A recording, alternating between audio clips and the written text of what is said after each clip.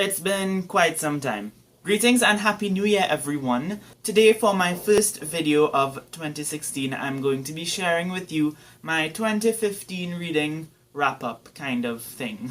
In 2015, I read only 20 books. It's not a lot of books, and it's not how much I really wanted to read in 2015. I think my goal was like 40, and I read 20. But I'm still nevertheless really happy with what I read because it's still a lot more than a lot of people would usually read in one year. So since I only read 20 books this year, I want to show you all of them. However, I will be showing you the first 15, just the title and the rating that I gave it.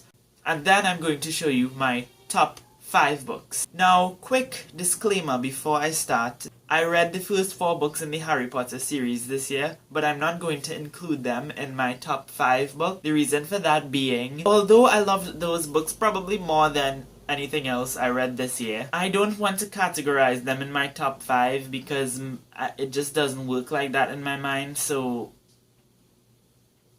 yeah. So the first book that I read this year was Harry Potter and the Sorcerer's Stone.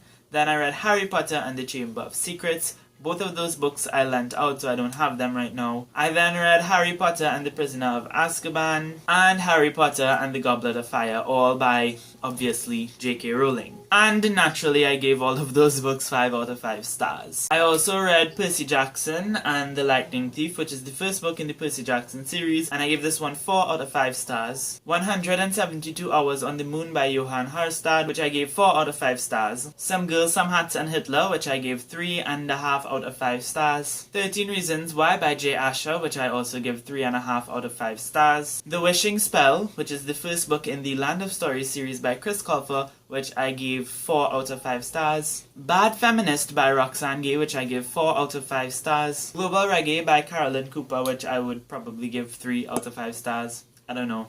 I read this for school. In Real Life by Cory Doctorow and Jen Wang, which I gave 3.5 out of 5 stars. Ella Enchanted by Gail Carson Levine, which I gave 4 out of 5 stars. Charlie and the Chocolate Factory, which I gave 4 out of 5 stars. And Smile by Raina Telgemeier, which I would probably give 3.5 to 4 out of 5 stars. Now comes the moment of truth where I share with you my top 5 favorite books of 2015. Naturally, all of these books got 5 stars, and this would come as a surprise to none of you who watch my videos frequently because I talk about these books all the damn time. So, in 5th place we have Persepolis by Marjane Satrapi. This is a 2-part graphic memoir about the author's life as a young girl growing up in Iran during the time of the Islamic Revolution. I really love this book because you're seeing a girl just growing up and trying to find herself in situations that were very difficult for her to do that. Growing up in Iran during a time where everyone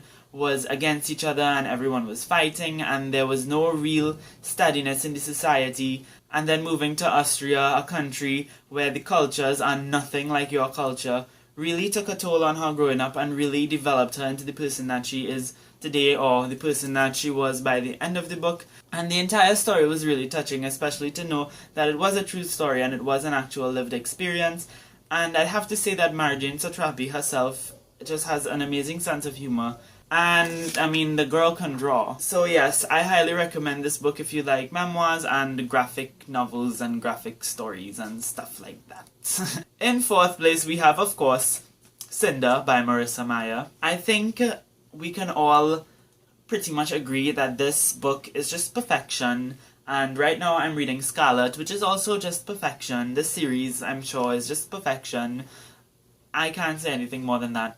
I love this book so much. The Lunar Chronicles is essentially a sci-fi fairy tale retelling series that just is perfect and just touches every need and every desire that I have as a reader. So yes, you should definitely pick up Cinder if you haven't as yet. In 3rd place we have Where'd You Go, Bernadette by Maria Semple. This is an adult contemporary about a girl named Bee who wants to go to Antarctica, and her family is organizing a trip to Antarctica, and her eccentric mother, while in the midst of everything, just disappears. This was one of the first books. In fact, I think this is probably the only book that I was sincerely and genuinely laughing out loud in. It is so funny, it is very suspenseful, it is heartwarming, and the writing, the characters, the setting, everything was done just perfectly, and this book was essentially everything I needed in like 200 and something pages, so definitely recommend this one. In second place, we have Brown Girl Dreaming by Jacqueline Woodson.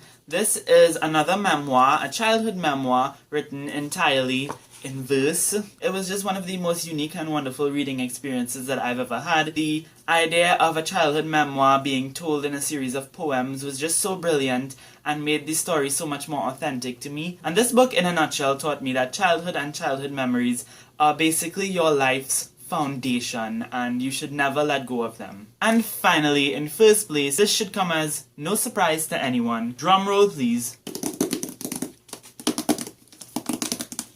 Written in the Stars by Aisha Saeed. Now, this is a young adult contemporary story about an American girl with Pakistani parents who is eventually taken to Pakistan and forced to marry some guy that she doesn't know. In reality, Brown Girl Dreaming was supposed to be my first book, my top book of 2015, but I picked this book for 3 very short reasons.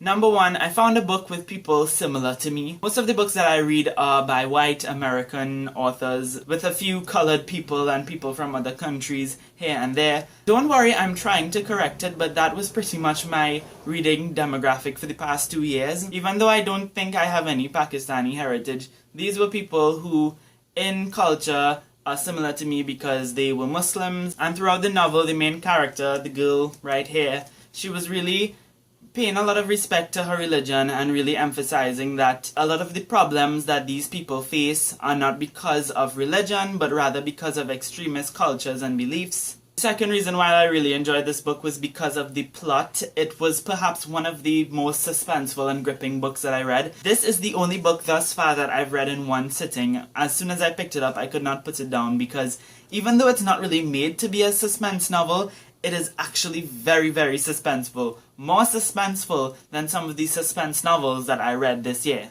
13 Reasons Why. And the final reason why I'm picking this as my top book of 2014 is because it has high sentimental value. This is the book that essentially kickstarted my YouTube career.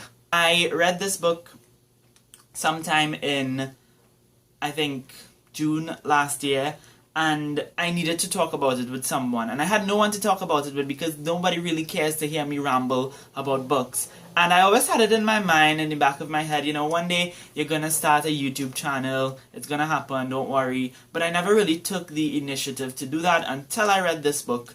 This book basically screamed at me and was like, you need to put on your phone, you need to hit record on that camera button. So this book was my first book review, and that book review was my first ever video on YouTube. Obviously, I will put a link to that and all the other book reviews that I did for books that I read this year, and wrap-ups as well, down in the description below.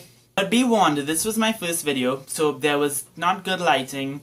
I was really super painfully and embarrassingly awkward in that video. And I also didn't know how to edit back then, so I didn't edit the video. It was just like one long-ass video of me standing just there like, this was a really good book.